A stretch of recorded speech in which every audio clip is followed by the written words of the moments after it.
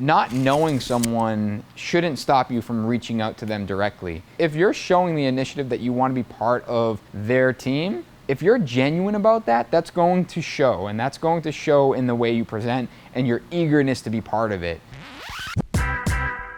What's up, guys? It is episode 6 of Coffee Break, and we have a handful of questions, and I'm going to dig into one right off the bat. This is something I've been asked in one form or the other a handful of times. If you meet with a potential client and they give you their budget, how much time does it take to decide if their budget is realistic with their desires? And also whether or not you can do the project for that cost. How much time do you spend estimating a project? Do you implement a pre-construction agreement on every project, whether it be big or small? I'm going to talk about our standard process, but I'm also going to talk about when we veer off path with that. And our standard process is taking a pre-construction agreement. And I'm going to dig into what that looks like. And I want this to be kind of directed to, potential homeowners that we might be working with, potentially your homeowner, speaking to the other professionals, and to our peers as other professionals might be listening. We get a phone call or an email inquiry, and we try to get as much information up front in that initial contact. And on our contact form, we have a description of the project, a target budget, and keyword using is a target, and target schedule. And we're asking that right up front, and that's on our inquiry form on our website. We're also, if I get a phone call, I'm usually the one fielding that call, and I'm going to ask those questions usually within that first phone call. Very rarely do I let it get to a second point, because we want to be upfront and we want to understand whether or not this is a viable project for us, and making sure that we're not wasting their time. And I say not wasting their time, obviously we don't want to waste our time, but communicating that we don't want to waste their time is flipping it and putting it into their perspective, is understanding that, listen, the reason we're asking what the target budget might be or what the target schedule might be is because we want to make sure we can vet whether or not this is a good fit for us. Maybe we're scheduled out 6 to 8 months and we can't take this project on, and it's critical that you get this done because maybe your wife is pregnant and this involves the birth of your first child, which for whatever reason seemed to be a reoccurring theme this past year. So that's why I use that as an example. We want to make sure that we're not going to set an unrealistic expectation right off the bat, saying, oh yeah, we can try to fit this in and we can try to get it done, because that's going to set us up where now we're taking on a project that we know we're schedule critical on.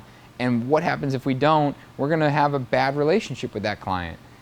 Understanding budget's equally as important.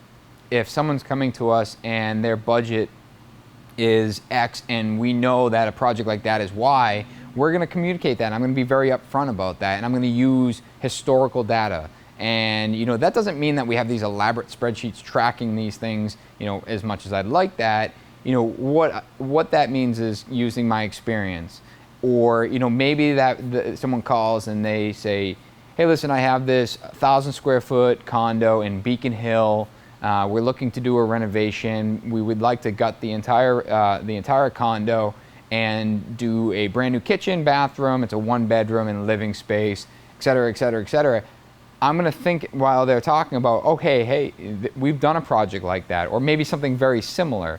And then I'm going to pull up the project documents from that job and look at, hey, what did that job actually cost us? And what's really nice is, we use Build-A-Trend as our software, so I'm able to open that up. We're always working within that platform. I can open that up. I can look at what our total amount billed on that job was, so what the client paid. And I can also see what that square footage was, because that was something that we entered early on in building out that customer profile. So I can get a real quick square foot cost. And I can do that across all of our projects, because I have a total cost and the total paid and the square foot size of our project. Even for our renovation, say we're doing a partial renovation, I'm looking at the square footage that we're touching and I'm applying that cost. So I have all this historical data and have all this data on figuring out what these projects typically cost and bringing it down to a square foot cost. Now, I'm careful to communicate that, hey, based on this project, it's 1,000 square feet. The last couple that we've done in this Beacon Hill area, we've been between $400 and $500 a square foot. So I would say that we're probably somewhere $400,000 to $500,000, starting point. It could be more, It really depends.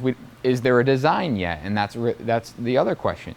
If there's a design, I might ask for that and say, let me table the budget cost, just because I don't want to set ourselves up saying, hey, this is a $400,000 to $500,000 job based on what I'm using for historic data, when there's already been a substantial amount of work done on design. So at that point, I'm going to ask for that design to be sent to me. I table that budget conversation. If they're willing to share the information, great. If they have a target budget of $450,000, I'm gonna use that. I'm gonna write that down on a piece of paper. I'm gonna get that design from them, and I'm gonna look at that and then see how that design relates to other things that we've done. Modern, contemporary details. There tends to be a lot more tighter tolerances with that. How does this compare to other things that we've done? At this point, I also have a really good understanding of scope. So for us, we know what our threshold is. If we're peeling out a lot of the scope, and I hate to use the word lipstick, but if it's a lipstick job where we're not doing the entire space, generally it's not a good fit for us, because we do have project managers that oversee these projects. So it's really hard for us to manage a project that is of that nature, because realistically the client would benefit financially from working with someone of a smaller scale, which is fine. And I'm upfront, and I communicate that, and I explain that, and we move on.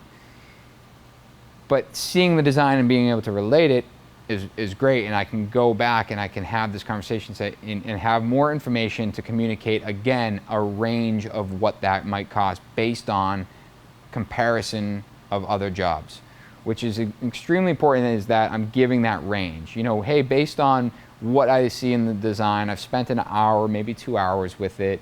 I've compared it to a couple other jobs. We're in the range of $500,000 to $600,000 for this job.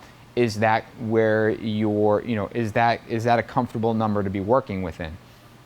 At that point, you can have eliminated asking for what their budget is, or maybe they didn't feel comfortable sharing that. You're volleying at this point, and you're throwing the ball in their court, and they have something to basically serve back.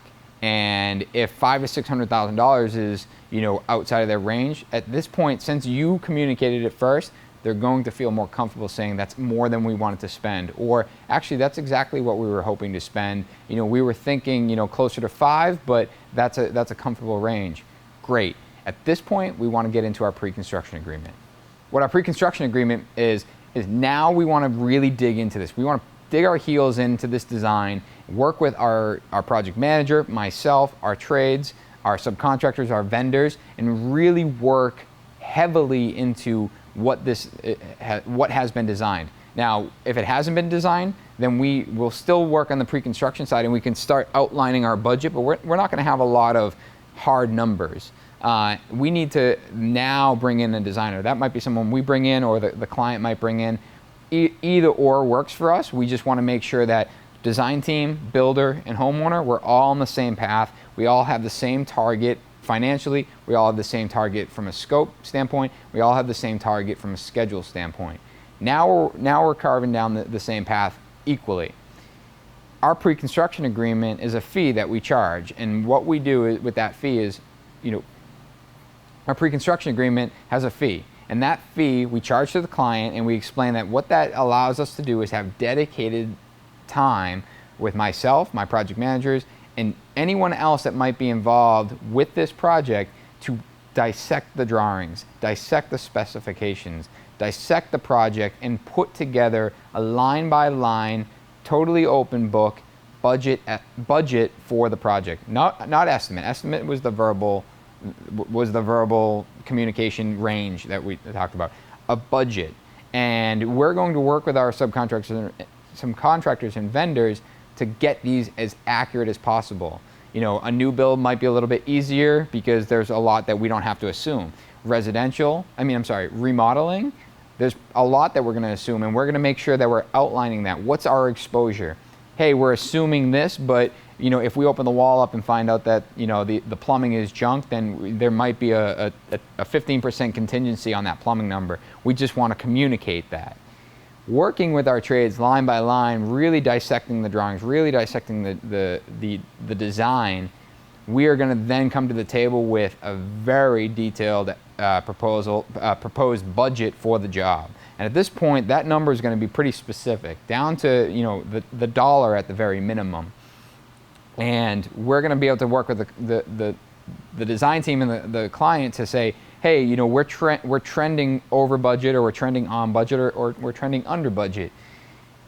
In parallel with that happening, because ideally we would have come in and signed that agreement before design got too far, in parallel, we're helping the design team navigate that design. So as they're designing, we're pricing, and if we're trending, I'm going to use the $600,000 as an example, it's a $600,000 target budget, we're trending up to $700,000, we're going to let them know, and we're going to start offering alternates. But what we want to do is we want to make sure when we come to the table to the client that we do price out everything they wanted.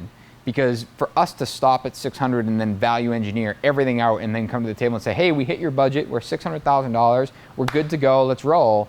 Yeah, we've hit the target budget, but what about the target scope? We've reduced that scope now. So it's really important for us and for anyone doing this is, yeah, have that $600,000 option, but make sure that you also have the option to provide the scope that they were targeting. And say that's $700,000. Great, now you have two columns. You have a $600,000 option, is basically the watered down version of the $700,000. At that point, use your best judgment and say, hey, you know what? We could get a lot of what's in this $700,000 column for not, the whole $100,000 difference. There's a lot that we can get out of that for maybe $30,000, $40,000, say $50,000 to make it easy. Now you have a third column that's your $650,000 option. Hey, this is an option. It's not as value engineered. It's dead smack in the middle, but it gets you almost everything that you're looking for. And here are only the few items that you're value engineering at this point. Great. Now you have a good, better, best scenario for the client, and they can look at that and feel as though when they make a decision, they didn't make a decision because it was $600,000 and it hit their number. They made a decision consciously knowing what it would have cost to do everything, but then adjusted and was able to have another option that got them the most for their money. And that is our pre-construction process. And I think that, being able to come to the table with options and explaining that, but also being paid for that is really important. And I stress that, for us to be able to produce these really well detailed budgets, that's our pre-construction process. We're charging a fee, we're billing against that at an hourly rate. Now, one final note on that, if they proceed with construction, which most of them do, that fee comes off of our overhead and profit. That fee comes off of our builder fee and working in a cost plus model when we start construction. So when we take our normal deposit, we're taking that fee right off the top of that. So that is being applied. Because if you think about it, if they just skipped the pre-construction process and went right to construction, all of that work you're doing in pre-construction, you're going to be doing the majority of it for the construction process anyway. So we just roll it right into the fee, it's applied to the job, and we're off to the races. I don't know anyone personally in the industry that can take me along with them to show me the ropes. Question, how do I get a GC to hire me to be part of their team? This is easy, and I genuinely think that people forget how personal interaction can be utilized. And I talk to a lot of people because we oftentimes are looking to add people to the team. And I recently started putting my phone number out there to text me if they were interested in joining the team, and we'll add my phone number right here. So if you guys want to reach out with a question, which would be great, or if you're interested in joining the team. But to answer your question, I would figure out who is it that you're looking to work for. Figure out who the players are that you genuinely aspire to be part of their team, who are building the coolest homes, or who are doing the projects in the areas that you want to be, working in, or who, maybe your friend has worked there and you want to be part of that team as well. Not knowing someone shouldn't stop you from reaching out to them directly. And I mean, an email is really easy to ignore. A DM is really easy to ignore. a phone call. You probably get someone to pick up, and then they shuttle you off to their email and kind of go off, and kind of let that die. Try a text message.